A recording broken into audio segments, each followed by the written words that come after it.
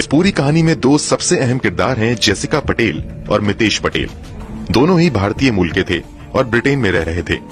Britain के ही एक college में फार्मेसी की पढ़ाई के दौरान ही जेसिका की मुलाकात मितेश पटेल नाम के लड़के से होती है। जेसिका को मितेश में वो सभी खूबियां नजर आती हैं जो वो एक लड़के में चाहती थी।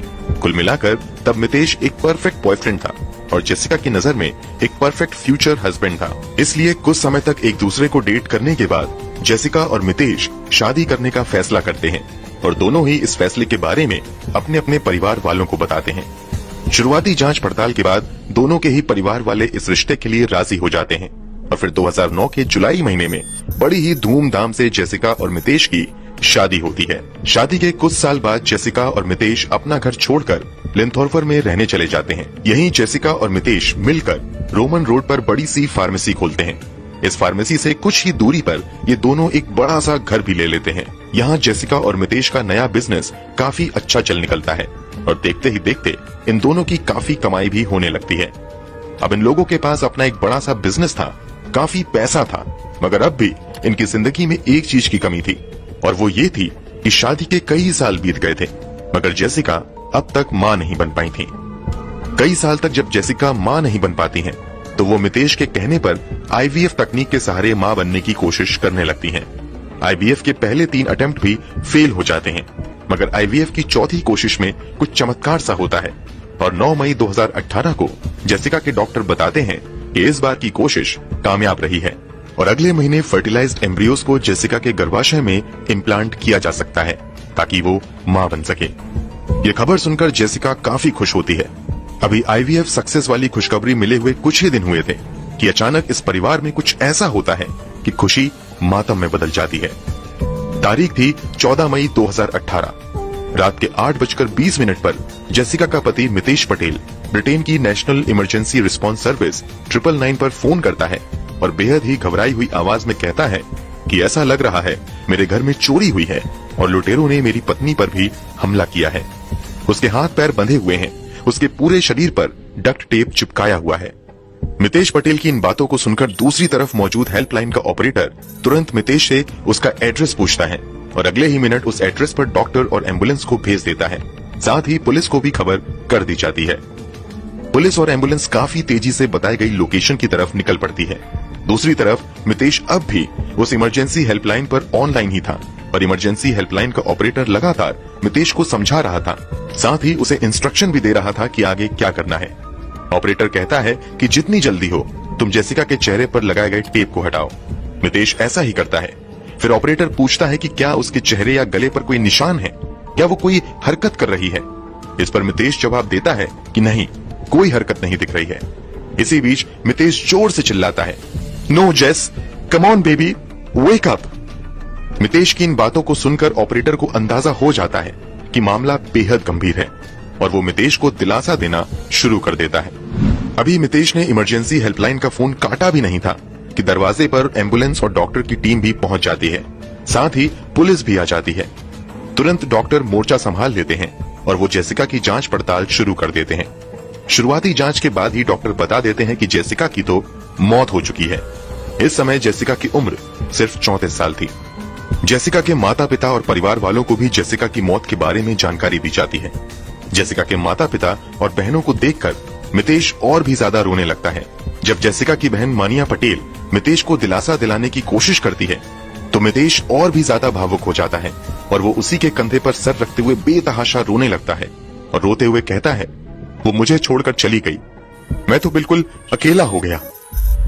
इन सब के बीच पुलिस जेसिका की लाश को कब्जे में लेते हुए पोस्टमार्टम के लिए भेज देती है। साथ ही पुलिस जेसिका के कातिल और घर में लूटपाट करने वाले अपराधी की तलाश में भी लग जाती है। पुलिस जांच पड़ताल की शुरुआत क्राइम सीन से ही करती है। पहले ही नजर में दिख रहा था कि घर का पूरा सामान बिखरा पड़ा है, कीमती चीजें टूटी पड़ी हैं, साथ ही जितने भी अलमारी और दराज थे लगभग सभी खुले हुए हैं और सभी का सामान बिखरा हुआ है। शुरुआती जांच में ये भी पता चलता है कि जेसिका पटेल का आईफोन गायब हो चुका है। ये सब देखकर साफ लग रहा था कि मामला लूट का है, मगर कुछ ही मिनट की जांच के बाद पुलिस वालों को एक बात खटकने लगती है कि घर में लूट की घटना जरूर हुई है, मगर घर में फोर्स एंट्री यानी जबरदस्ती किसी के घुसने के संकेत कहीं से नहीं मिल रहे हैं। इससे पुलिस अनुमान लगाती है कि इस घटना को जिसने भी अंजाम दिया है उसे जेसिका जरूर जानती रही होगी, तभी वो आसानी से अंदर आया और गायब हो गया। पुलिस जब मितेश से इस बारे में बात करती है तो मितेश बताता है कि जब मैं घर पर था तभी 7 बजे के आसपास जेसिका ड्यूटी से वापस आई थी। जेसिका के आने के बाद मैं बाहर पिज्जा लेने चला गया। लगभग आधे घंटे बाद जब मैं पिज्जा लेकर आया तो देखा कि जेसिका यहाँ पड़ी हुई है। इस बयान के बाद पुलिस घर की तलाशी लेना शुरू करती है।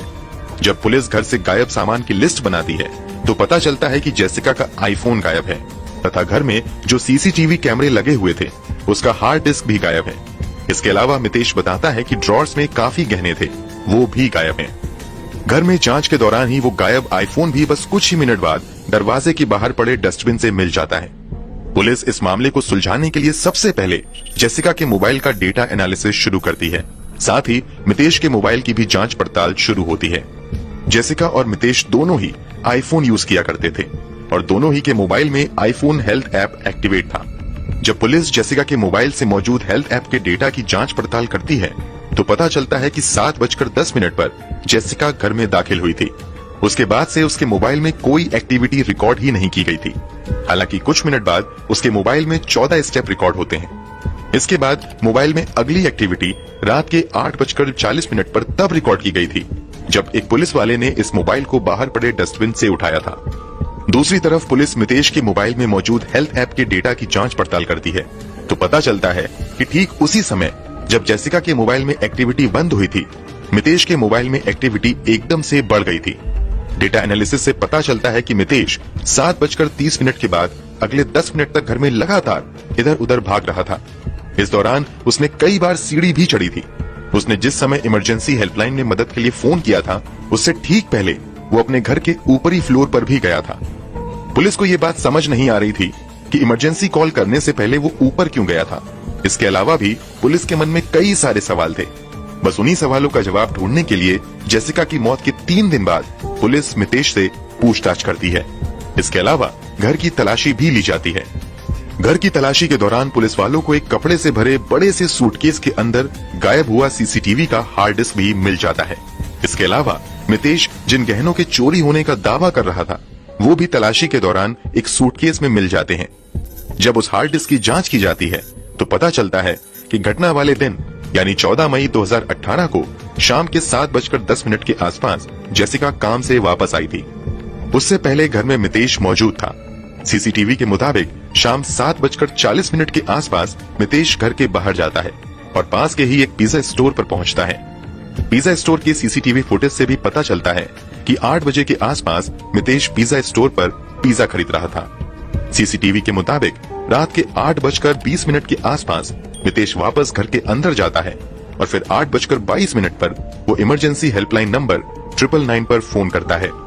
मितेश का कहना था कि किसी ने घर में घुसकर लूटपाट की है और जेसिका की हत्या कर दी है। लेकिन अब सीसीटीवी की हार्ड डिस्क मिलने से साफ हो गया था कि वो मितेश ही आखिरी आदमी था जो इस घर में आया था। इसके अलावा मोबाइल की डेटा एनालिसिस से भी खुलासा होता है कि जिस समय जेसिका की मौत हुई थी उसी समय मितेश पूरे घर में भागदौड़ कर रहा था। ये सभी संकेत चीख चीख कर इसी बात की ओर इशारा कर रहे थे कि कहीं ना कहीं घर के अंदर मौजूद शख्स ने ही इस घटना को अंजाम दिया है। अब पुलिस सख्ती से मितेश पटेल से पूछताछ शुरू करती है। इस पूछताछ के बाद जो खुलासा होता है वो रोंगटे खड़े करने वाला होता है। मितेश के बयान के मुताबिक 7:10 पर जैसे ही जेसिका काम से वापस लौटकर घर के अंदर दाखिल हुई तभी पहले से तैयार मितेश ने पहले उसके गर्दन पर काफी अधिक मात्रा में इंसुलिन का इंजेक्शन दे दिया। इसके बाद मितेश ने जेसिका के मुंह पर बड़ा सा पॉलिथीन बैग डाल दिया। अचानक हुए हमले की वजह से जेसिका जमीन पर गिर गई। इंसुलिन के ओवरडोज ने भी काम करना शुरू कर दिया और धीरे धीरे जेसिका बेहोशी की हालत में चली गई। इधर मितेश ने प्लास्टिक बैग को जेसिका के मुंह पर इस तरह लपेट दिया कि प्लास्टिक बैग के अंदर जरा सी भी हवा न जाए। इस तरह जेसिका ऑक्सीजन के बिना छटपटाने लगी और धीरे धीरे वो बेहोश हो गई और लगभग 20 मिनट बाद उसकी सांसें थम गईं। जब मितेश को यकीन हो गया कि जेसिका मर गई है तब सबसे पहले उसने जेसिका के हाथ पैर को रस्सी से बांध दिया और फिर जेसिका के पूरे शरीर पर डक्ट टेप चिपका दिया।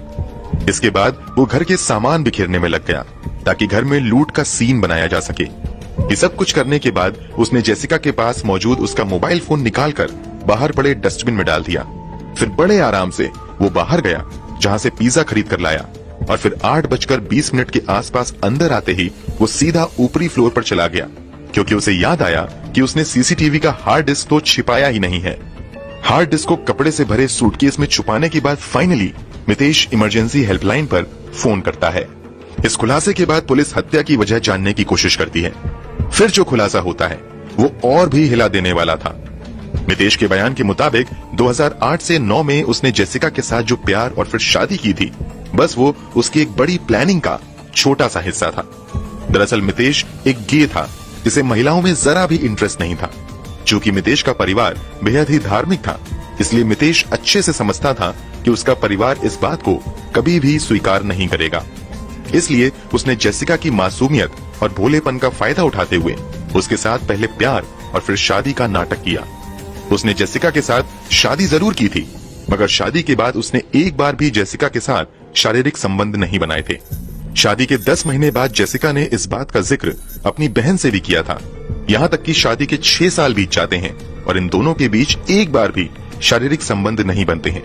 इसके बावजूद जेसिका पूरी ईमानदारी से रिश्ते को निभाती रहती है, बस इस उम्मीद के साथ कि एक दिन सब कुछ ठीक हो जाएगा। मितेश एक तरफ जेसिका से दूर भागता था तो दूसरी तरफ वो हमेशा गे पार्टनर की तलाश में लगा रहता था। इसके लिए उसने गे डेटिंग ऐप पर अपनी प्रोफाइल भी बना ली थी। इस डेटिंग ऐप पर उसकी मुलाकात ब्रिटेन में ही रहने वाले भारतीय मूल के डॉक्टर अमित पटेल से होती है। डॉक्टर अमित पटेल भी गे ही थे। यहीं अमित और मितेश की दोस्ती होती है और फिर इन दोनों के मिलने जुलने का सिलसिला शुरू हो जाता है और ये दोनों कई बार शारीरिक संबंध भी बनाते हैं। मितेश अमित को लेकर इतना पागल हो जाता है कि उसी के साथ जिंदगी बिताने के सपने देखने लगता है। हालांकि 2016 में अमित ऑस्ट्रेलिया चला जाता है। इसके बावजूद मितेश की दीवानगी कम नहीं होती है और अब वो घंटों अमित से फोन पर बातें करने लगता है। यहाँ तक कि उसने घर का ऊपरी कमरा अपने लिए रिजर्व कर रखा था, जहाँ वो सुबह के 4 बजे तक अमित से ही फोन पर लगा रहता था। अमित के साथ मितेश की दिल लगी चल ही रही थी कि जेसिका को कहीं से भनक लग जाती है कि मितेश एक गे है और वो एक लड़के के साथ रिलेशनशिप में है। जब जेसिका इस बारे में मितेश से बात करती है तो वो इस बात को सिरे से नकार देता है और कहता है कि ऐसी कोई बात नहीं है। हालांकि बाद में वो सच को स्वीकार कर लेता है, क्योंकि उसकी तस्वीर अपने ही फार्मेसी के पास एक लड़के को किस करते हुए सीसीटीवी में कैद हो गई थी। यहाँ मितेश वादा करता है कि मैं कभी भी अमित से नहीं मिलूंगा, बस तुम किसी से कुछ भी मत कहना। जेसिका मितेश की ये बातें मान लेती है। इसी के कुछ समय बाद मितेश जेसिका को आईवीएफ के जरिए बच्चे जन्म देने का प्लान समझाता है। जेसिका इस पर भी मान जाती है। आईवीएफ के पहले 3 अटेम्प्ट तो नाकाम हो जाते हैं, मगर चौथे अटेम्प्ट में कामयाबी मिलती है। सभी काफी खुश होते हैं, मगर ये खुशी ज्यादा समय तक नहीं रहती है, क्योंकि इस खबर के मिलने के अगले ही दिन मितेश जेसिका की हत्या कर देता है। दरअसल मितेश आईवीएफ के लिए एक साजिश के तहत तैयार हुआ था। कथित तौर पर उसने अपने गे पार्टनर डॉक्टर अमित पटेल के साथ मिलकर ये प्लान बनाया था कि जैसे ही आईवीएफ सक्सेस होगा वो जेसिका की हत्या कर देगा। उसके बाद उस फर्टिलाइज्ड एम्ब्रियोस को लेकर ऑस्ट्रेलिया में रह रहे डॉक्टर अमित के पास चला जाएगा। वहाँ सैरोगेसी के जरिए बच्चे भी हासिल कर लेगा, साथ ही वो अमित से वहीं पर शादी भी कर लेगा। प्लान के मुताबिक मितेश ने ऐसा ही किया। मितेश को मालूम था कि ऑस्ट्रेलिया में रहने के लिए उसे काफी पैसों की जरूरत होगी, इसलिए उसने पैसे का भी प्रबंध कर लिया था। एक्चुअली प्लान के मुताबिक मितेश ने जेसिका की हत्या करने से कुछ महीने पहले जेसिका का लगभग 18 करोड़ रुपए का इंश्योरेंस भी करवा दिया था। मितेश का प्लान था कि जेसिका की हत्या को पहले मर्डर का रूप दिया जाए और फिर इंश्योरेंस की रकम तथा फर्टिलाइज्ड एम्ब्रियोज लेकर ऑस्ट्रेलिया अपने पार्टनर अमित के पास भाग जाया जाए। मगर पुलिस ने ऐसा नहीं होने दिया और ये सभी राज खुलने के बाद जेसिका की हत्या के तीसरे दिन ही पुलिस ने मितेश को जेसिका की हत्या तथा सबूत मिटाने के आरोप में गिरफ्तार कर लिया। मितेश की सच्चाई जानकर तो एक पल के लिए जेसिका के परिवार वालों को भी पुलिस द्वारा बताई गई सच्चाई पर यकीन नहीं होता है। पुलिस जेसिका और मितेश के आईफोन हेल्थ ऐप के डेटा को सबूत के तौर पर कोर्ट में पेश करती है, जहां जेसिका की मौत के समय मितेश के घर के अंदर भागने दौड़ने के रिकॉर्ड मौजूद थे। इसके अलावा जांच पड़ताल में मितेश के फार्मेसी से वही डक्ट टेप बरामद हुआ जो टेप जेसिका के शरीर पर लपेटा गया था। पुलिस ने कोर्ट में मितेश की गूगल सर्च हिस्ट्री को भी सबूत के तौर पर पेश किया था। मितेश ने गूगल पर हत्या करने के तरीकों, हत्या करने के बाद इंश्योरेंस की रकम पाने के तरीकों तथा हत्या से जुड़ी काफी कीवर्ड सर्च किए थे। जेसिका पटेल की हत्या के 7 महीने बाद यानी दिसंबर 2018 में इस केस की सुनवाई कोर्ट में शुरू हुई और सिर्फ 2 घंटे 50 मिनट की सुनवाई में मितेश पटेल का गुनाह साबित हो गया और उसे जेसिका पटेल की हत्या करने के जुर्म में उम्र कैद की सजा सुनाई गई। जज ने अपने फैसले में साफ साफ लिखा कि कम से कम 30 साल तो लगातार मितेश पटेल को जेल में ही रहना होगा। कोर्ट ने इसे ऑनर किलिंग माना था। फिलहाल मितेश जेल में है, जबकि मितेश के गे पार्टनर डॉक्टर अमित पटेल आजाद हैं। वैसे जेसिका की हत्या से 10 दिन पहले यानी 4 मई 2018 को मितेश अमित को टेक्स्ट मैसेज करते हुए पूछता है, you know this plan, do you think we will succeed? जवाब में अमित कहता है, only you know the answer. इतना ही नहीं, जेसिका की हत्या वाली रात से ठीक 1 रात पहले अमित और मितेश ने 39 मिनट तक लगातार वीडियो कॉल के जरिए बात की थी। ये लगातार टेक्स्ट मैसेज के जरिए भी बात कर रहे थे। पुलिस ने 50 पन्नों में टेक्स्ट मैसेज को भी दर्ज करते हुए कोर्ट में पेश किया था, मगर कोर्ट में डॉक्टर अमित पटेल का गुनाह साबित नहीं हुआ और वो आज आजाद हैं। दोस्तों, कहानी कैसी लगी?